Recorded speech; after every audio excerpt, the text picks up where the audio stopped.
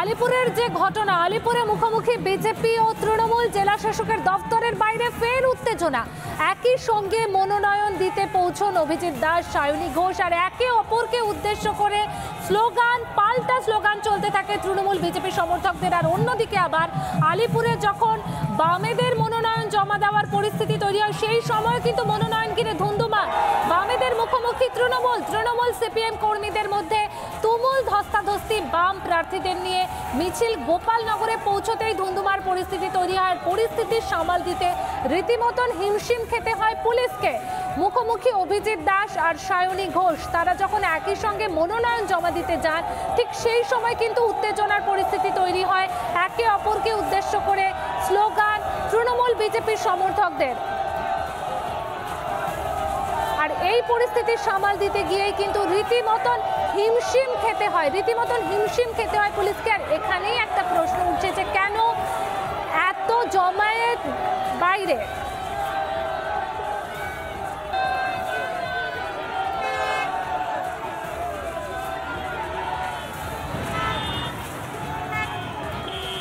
নমস্কার, আপনাদের সঙ্গে আবারও পৌলমী হচ্ছেটাকে নিয়ে শুরু করছি। এই মুহূর্তে আমরা দেখতে পেলাম যে যাদবপুর, আলিপুর বিভিন্ন জায়গাতে মনোনয়ন পর্বকে কেন্দ্র করে ধুন্ধুমার কাণ্ড।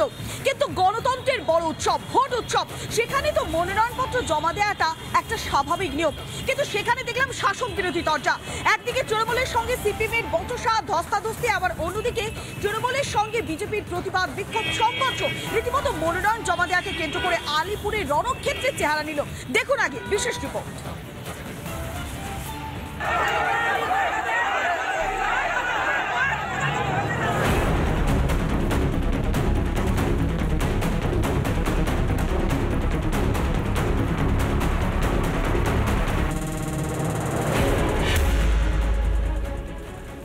মনোনয়ন ঘিরে ধুন্ধুমার পরিস্থিতি আলিপুরে।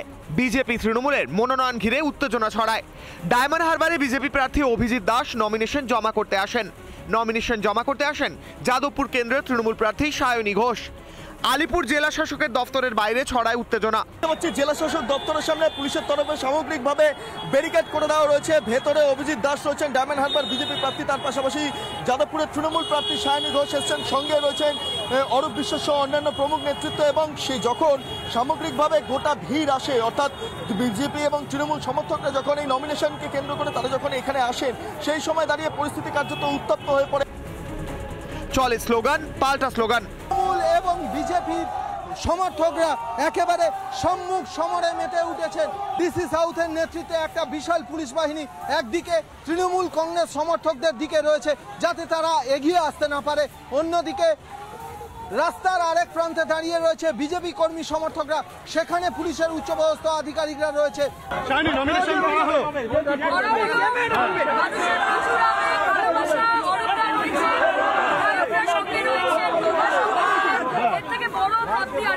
আচ্ছা, একটা গন্ডগোলের পরিস্থিতি তৈরি হলো জেলা শাসকের। সেটা অন্য রাজনৈতিক দল, আমরা 5 জন এসছি, পিসফুলি জমা দিয়েছি। নির্বাচন কমিশনের আমরা করেছি। অসভ্যতা আমি বলতে পারেন তৃণমূলের কর্মী, এক কথায় অসভ্যতা আমি করেছি। ওদের উচিত ছিল সংযত থাকা। বসে বসে কি ওদের অত্যাচার সহ্য করবে নাকি? একদম সহ্য করা ছিল না। এই ভোটটাই আমরা অত সহজে ছাড়বো না। তৃণমূল বিজেপির আগে তৃণমূল বামেদের মনোনয়ন ঘিরেও বাধে ধুন্ধুমার। মিছিল করে মনোনয়ন পেশ করতে যাচ্ছিলেন 5 বাম প্রার্থী। তৃণমূল প্রার্থী মালা রায়ও পৌঁছন মনোনয়ন জমা দিতে। মিছিল গোপালনগরে পৌঁছতেই ধুন্ধুমার বাধে। তৃণমূল সিপিএম কর্মীদের মধ্যে ধস্তাধস্তি, হাতাহাতি বেঁধে যায়। তো তৃণমূলের পক্ষ থেকে তারা মাইক বাজায় এবং জয় বাংলা স্লোগান দিতে থাকে। সেই নিয়ে মূলত সিপিএম এবং যারা তৃণমূল কর্মী সমর্থকদের মধ্যে বচসা শুরু হয়, হাতাহাতি এবং গণ্ডগোল শুরু হয়, যেটি সিপিএমের পক্ষ থেকে জানা গিয়েছে যে পুলিশ প্রশাসনের সামনেই এমন ঘটনা ঘটে। পরিস্থিতি সামাল দিতে হিমশিম খায় পুলিশ। বাঘ মেরেছে, হাতি মেরেছে, কি করেছে? দুটো মাইক বাজিয়ে আত্মসুখ পেয়েছে। বাড়ি গিয়ে বলবে বাড়ির লোককে, যা দিলাম না, এই করবে, এর বেশি কিছু হবে না। কালকে রবীন্দ্রনাথের জন্মদিন ছিল না, খেলা ভাঙার খেলা শুরু হয়ে গিয়েছে। ফলত এই যা করছে, এতে করে নিজেদের ভোট কমছে, নিজেরা হাসির খোরাক হচ্ছে, লোকে দেখছে একটা হাজার হাজার লোকের সিপিএম এর মিছিল যাচ্ছে, আর তার পাশে দাঁড়িয়ে 4টে লোক খেলা হবে বলে লাফাচ্ছে চ্যাং মাছের মতো। কোনো মানে দাঁড়ায় না। গন্ডগোল না, নাচতে জানে না উঠান বেকা, কমপ্লেনের পর কমপ্লেন, গন্ডগোল। কেন গন্ডগোল হবে? গণতন্ত্রের উৎসব, মানুষ ভোট দেবে, মানুষের সাথে তোমার যোগাযোগ থাকলে মানুষ তোমাকে ভরসা করবে। এদের পায়ের তলায় জমি নেই, তারা এইসব করে। সব মিলিয়ে মনোনয়ন ঘিরে ধুন্ধুমার হয় পরিস্থিতি। তবে এরই মাঝে জেলা শাসকের দফতরে মনোনয়ন জমা দেন শাসক ও বিরোধী প্রার্থীরা। রাজু মুখার্জি, বিট্টু রায় চৌধুরী, সৈকত পালের রিপোর্ট, রিপাবলিক বাংলা।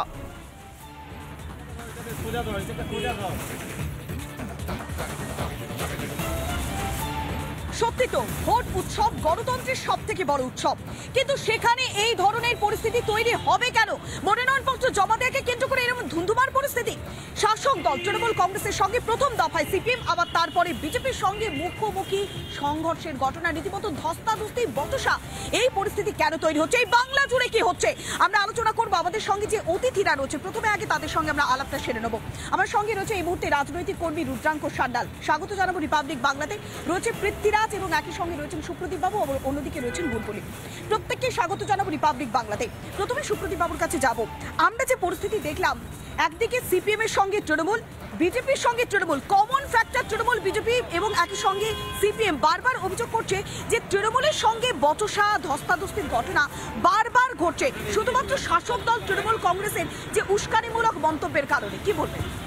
দেখুন, আজকে যেটা হয়েছে সেটা তো খুবই ছোট ঘটনা। বাম আমলে আমাদের লোকেরা নমিনেশন জমা করতে পারতো না, ওদের গুন্ডারা ঘিরে রাখতো নমিনেশন জমা করার জায়গাটা। মানে বলতে চাইছে নমিনেশন জমা দেওয়াকে কেন্দ্র করে এরকম ধুন্ধুমার পরিস্থিতিটা স্বাভাবিক? এটা ধুন্ধুমার না, এটা খুবই একটা সামান্য ঘটনা। এটা মানে এই ঘটনাকে সামান্য ঘটনা বলা হচ্ছে। এই ঘটনা যেভাবে ধুন্ধুমার পরিস্থিতি তৈরি হলো, একেবারে সিপিএম বিজেপি, অন্যদিকে তৃণমূল, এটাকে সামান্য ঘটনা বলা যায়? আরে দেখুন, এটা হচ্ছে পরিষ্কার নাটক করছে ওখানে। ওই যে ধুন্ধুমার পরিস্থিতি দেখছেন, এটা নাটক।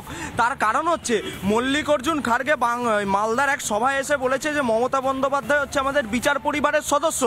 যে মল্লিকার্জুন খাড়গে তারাই আছে আবার এই বামেদের সাথে জোটে, এবং তৃণমূলের সাথে হচ্ছে এটা ইন্ডিয়া অ্যালায়েন্স। এবার বিষয়টা আপনাকে বুঝতে হবে।